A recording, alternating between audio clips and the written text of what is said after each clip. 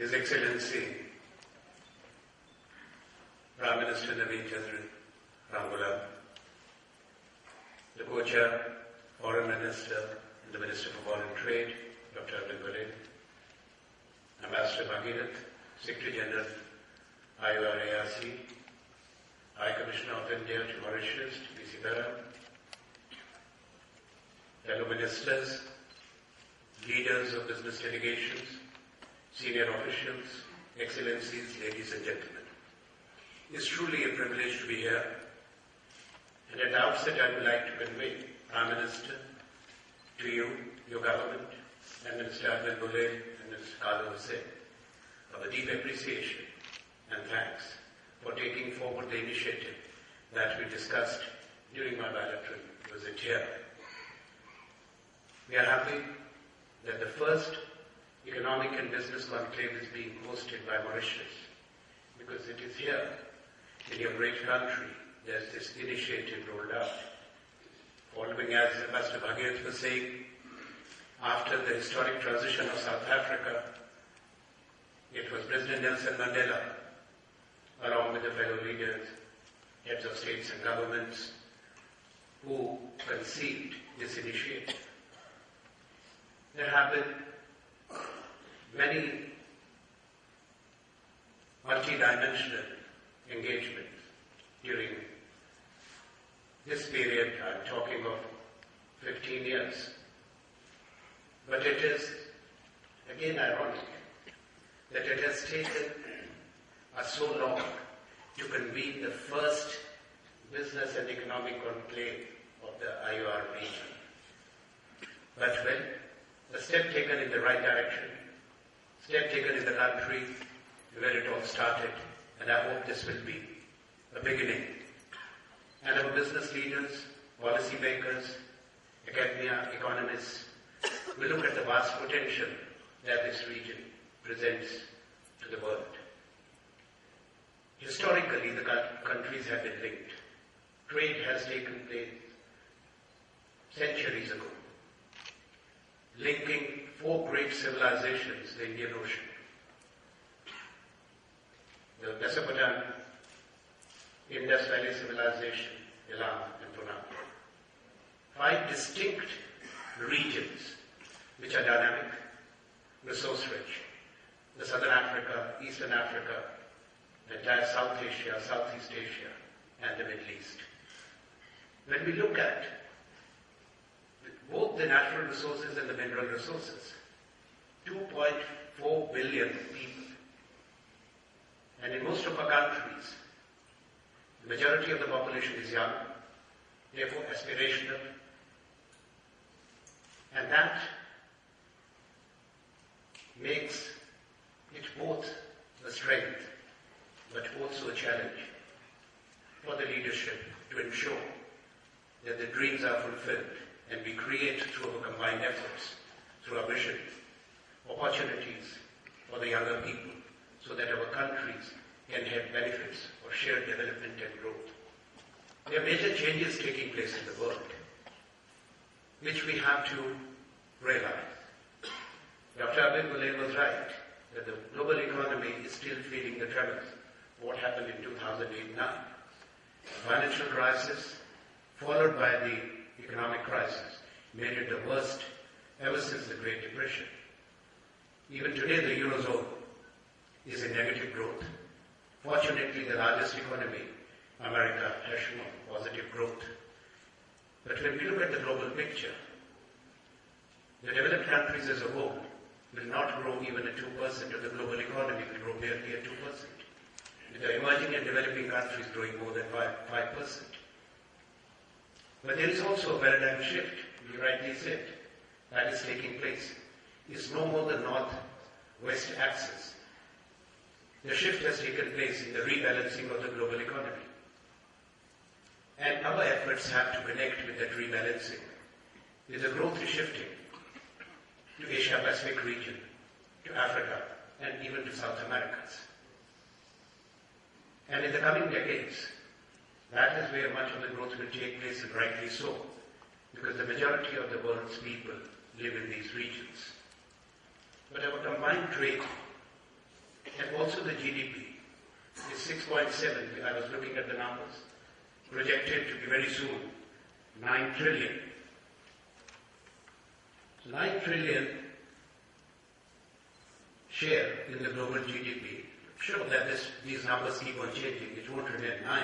It will definitely be changing upward, given the pace at which our countries are growing.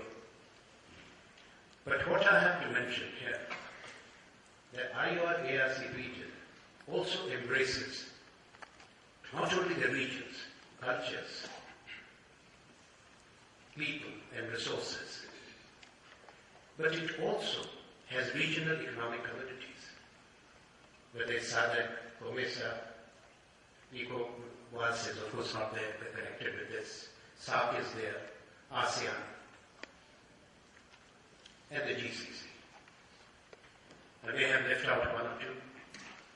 The regional economic communities have created pathways of cooperation among themselves and with other regions. We see that dynamism in Africa where the RECs have connected. And India too is meaningfully engaged, both with ASEAN, with SACU, and also with COMESA. We hope to have a larger economic partnership. But in this changing environment, when we look at IOR-ARC region, we have to look at other developments taking place in the world, particularly the launch of RCEP at the last Asia Summit, which is one of the biggest initiatives for regional economic cooperation, in which ASEAN plus 6 and the others who have joined them are fully engaged, the Regional Cooperation for Economic Partnership. There is also another important initiative that has been taken in the form of the TPP by the United States of America and its partner countries. India has taken its own initiatives and measures. We have entered into an economic partnership with the ASEAN countries, with formal signing of the CEPA, with Japan, with South Korea. We are negotiating with the EU, Australia, New Zealand. We have bilateral agreements with many member countries of ASEAN besides the overarching agreement with ASEAN. Therefore, looking at these trends, it's important that Asia and African regions see greater economic integration. It has happened in other parts of the world, whether in North America and South America, in our own regions, but now there is a greater shift that is taking place. We have identified the priority areas and the business leaders will take it forward. It's equally important that governments create an environment, a policy regime, which is welcoming and supportive, not only of investments, but leads to creation of institutional linkages, educational institutions, science and technology institutes, economic institutions, and also invest in our respective countries, and together where we can as partners in building institutions, in capacity building, and human resource development. That is what India believes in, and we have always done so. In our own regional context, in our engagement with the developing countries, in particular with Africa, looking at the issues of agriculture and food security, health security, and building institutions. Through the India-Africa Forum Summit, as His Excellency Prime Minister knows fully well, the number of initiatives that have been taken together. 70 new institutions are proposed to be built as per the two Forum Summit declarations. And one of the most important initiatives to my mind has been the Pan-African E-Network project, which was a decision taken by India, looking at the technological changes that have come in the world and the need of sub-Saharan Africa to overcome the technological divide. And through a dedicated satellite system, this E-Network is entirely a gift of the government and people of the Republic of India. 47 countries stand linked. It's a revolutionary step forward in tele-education and telemedicine.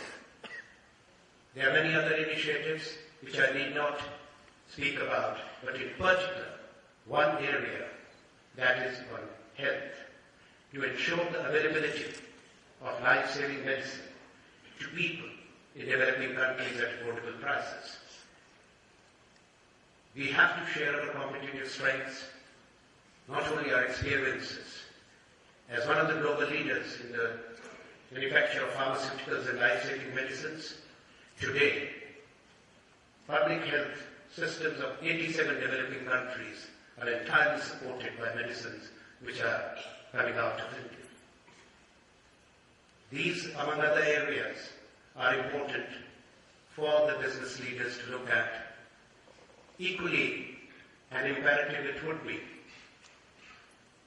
to create ways where you can have a meaningful engagement in technology exchanges, in innovation and R&D. Technologies have changed and transformed the countries, particularly IT and communications, and this is one area in which we were able to leapfrog, to straddle the big technological divide that had come with the two industrial revolutions. And today we have home to at least half of the Fortune 500 companies seeking their software solutions out of India. This is an important area in our mind when we are looking at what we can achieve. And the very theme of this first economic meet, when we're talking of inclusive growth and sustainable development, growth has to be inclusive. We have to generate wealth and resources. They have to be redistributed and reinvested for the common good of our people. And development has to be sustainable.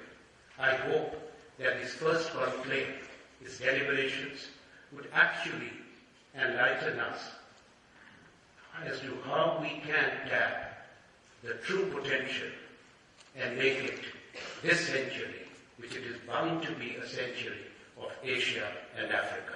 I thank you.